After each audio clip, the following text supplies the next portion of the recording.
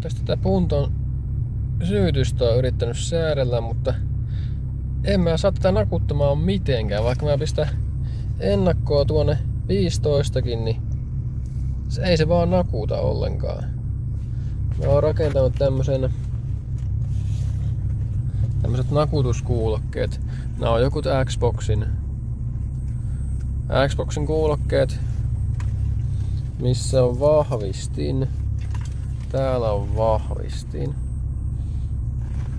Ja tää menee ihan vaan tuonne USB-porttiin. Sieltä se ottaa virtansa.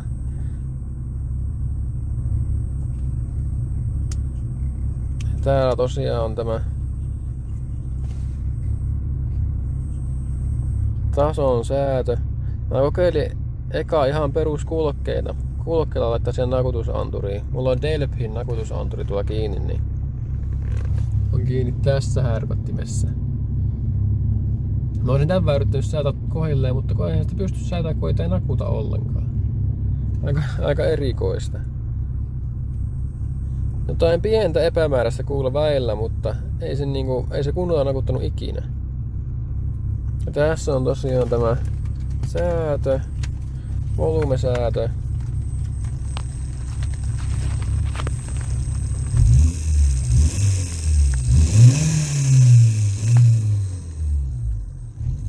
Täältä nyt kuuluu näistä näin.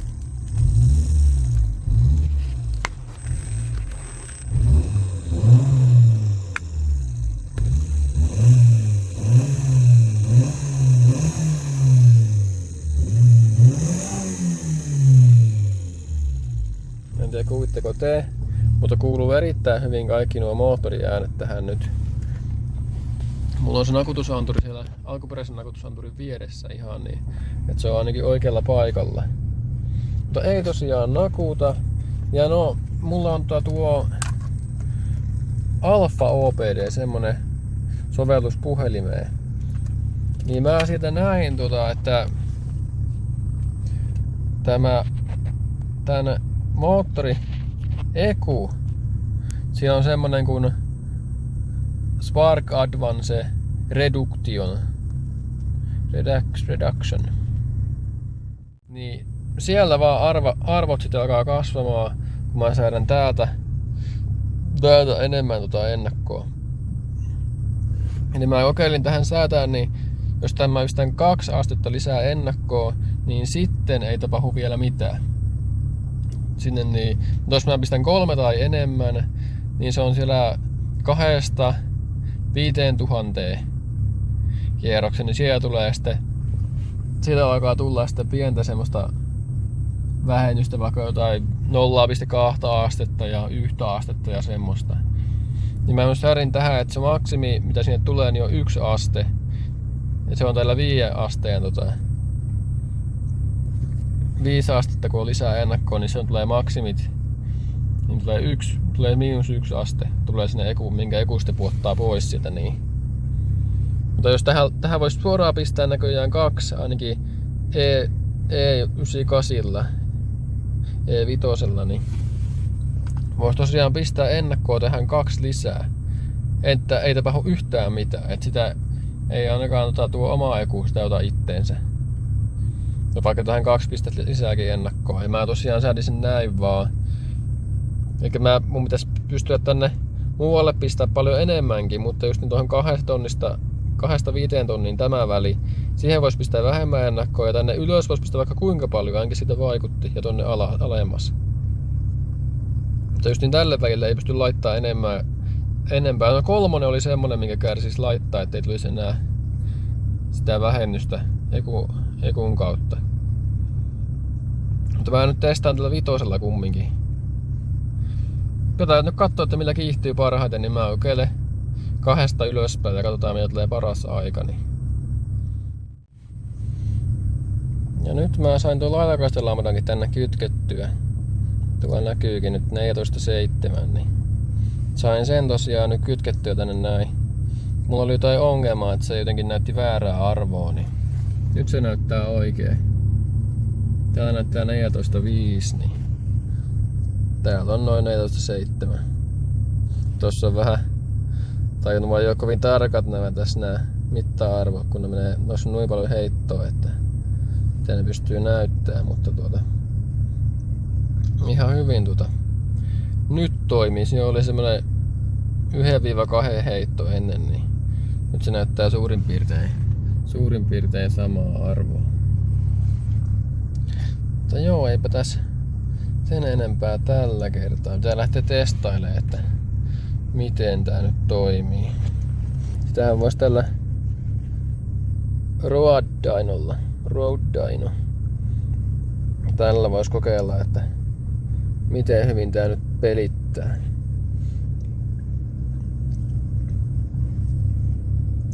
Tää näkyy jotain logia näköjään menossa. Mutta joo, ei nyt tällä kertaa tän enempää. Jatketaan tästä kohta. No joo, mä kävin tossa tämmösen vedon tossa ottamassa tai muutamankin, niin mä kokeilin vakioennakolla sitten +3 astetta ja sitten +5 astetta. Niin se 3 aste oli kaikista paras. Tämmönen käppyrä sitä tuli. Seos on vähän tuo näkyy seos vaaleanpunaisella, niin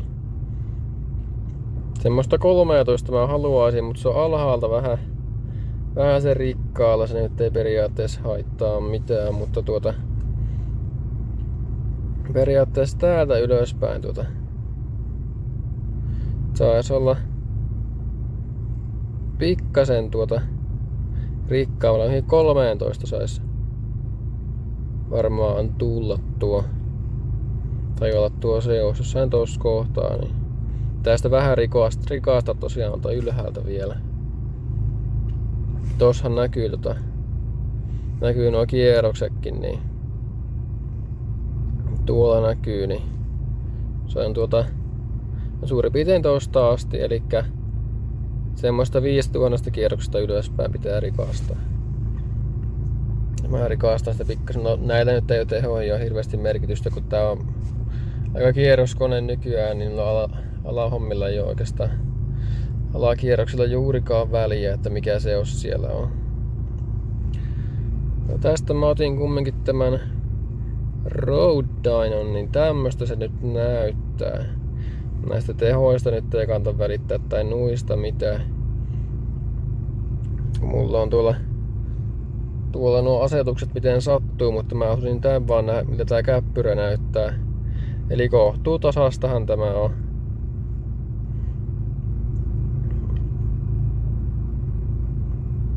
Ainakin tuo väännön osalta tietty.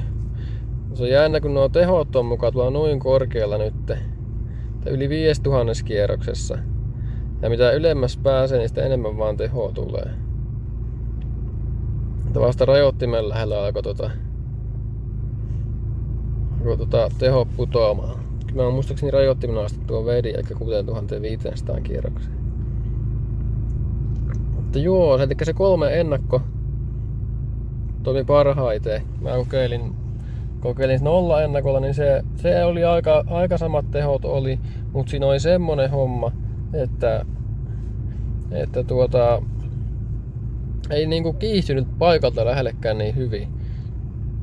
Ja se kolmosella toimi niinku kaiken suhteen niinku parhaiten, että siinä ei ollut mitään. Ja sitten vitosella lähti jo tehoa, kun mä sitä vitosta kokeilin, niin silloin oli vähän vähemmän. Oliko se 601 vai 602 heppaa ja newtoniltakin oli joku 80 enää. Eli silloin se Eku alkoi puottelee aika raakasti jo noita ennakoita. Mä jostain luin, että se olisi suurin piirtein aste per oktaani. Ja tämähän on säädetty varmasti tää auto alun perin 95:lle. Ja nyt mulla on 98 käytössä, niin siitähän se 3 asteen ero tuleekin sitten, jos se nyt pitää paikkaansa, mitä mä joskus olen lukenut jostakin. Mutta ainakin tämän mukaan se toimisi ihan niin kuin hyvin sillä periaatteella. No joo, eipä tällä kertaa nyt enempää. Pitää kokeilla se kiihdytys vielä jossain vaiheessa, kun sätään on se oksakin vielä kuntoon, että miten paljon paremmin nyt kiihtyy sitten 100. Ja kyllä siis ainakin perstuntumalta kiihtyy niin selkeästikin paremmin, mutta saa nyt nähdä.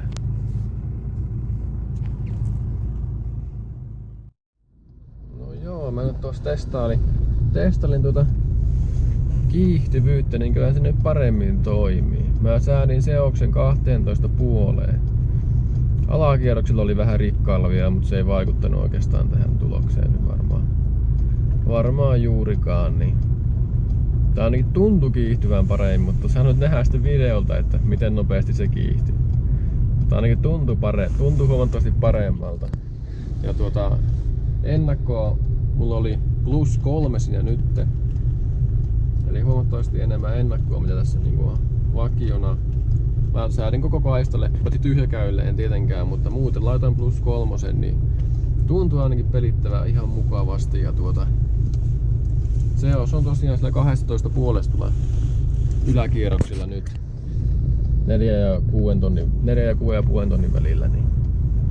Ihan hyvin tuntuu pelittävän nyt näin pikkumodeilla. Mutta katsotaan nyt sitten videolta, mitä se näyttää sitten, että miten hyvin se oikeasti kiihtyy.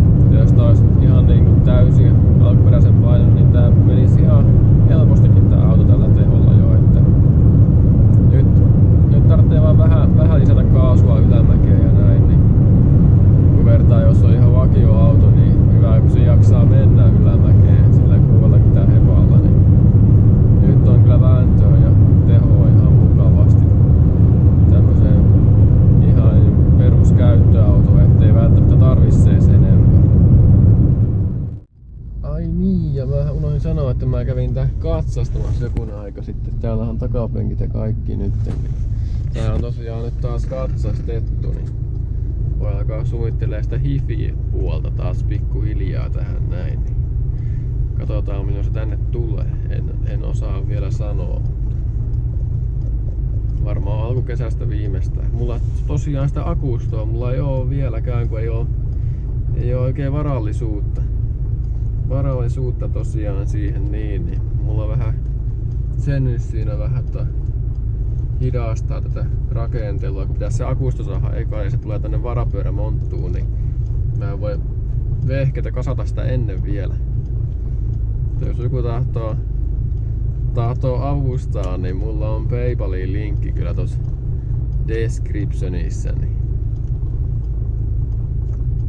jos on jollakulla kiinnostusta, niin saataisiin tää kasaankin tää auto nyt mahdollisimman pian. Mutta en mä nyt tiedä, onko tässä tapahtumiakaan, kun on koronan takia, niin hankala sanoa, että tosiaan mitä nyt tapahtuu. Että onko nyt alkukesästä yhtään tapahtumaa ylipäätään, että voi olla, että siellä on vasta loppukesästä ekat tapahtumat. Mutta joo, eipä nyt tällä kertaa se ihmeempiä. Morjens!